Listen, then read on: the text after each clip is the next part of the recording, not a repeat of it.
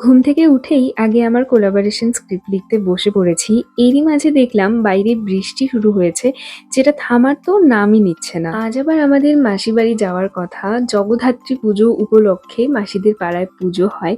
তো রেডি হয়ে বসেই আছি, বাট বৃষ্টি কমছে না দেখে আমরা ক্যাবই বুক করে নিয়েছি।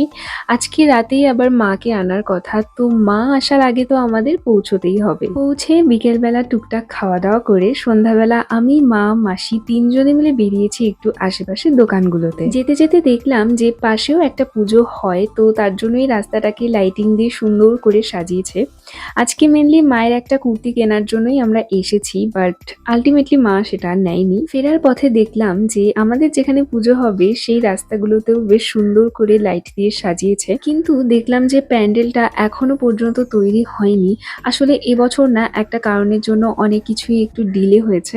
তো মোটামুটি ওই রাত 10টা নাগাদ প্যান্ডেলও কমপ্লিট হয়ে গেছিল, আর আমাদের মাকেও নিয়ে আসা হয়েছিল। দেন রাত 12টা 12:30 নাগাদ সবাই মিলে প্ল্যান করলাম, চলো হাঁটতে হাঁটতে একটু বেরিয়ে মাকে দেখেই আসা যাক। সবাই বলছে এই বছরের প্রতিমাটা খুব সুন্দর হয়েছে, আর সত্যি কিন্তু প্রতিমাটা ভীষণই মিষ্টি দেখতে। চলো আজ তাহলে আসি, তোমাদের সঙ্গে দেখা হচ্ছে পুজোর ব্লগ নিয়ে।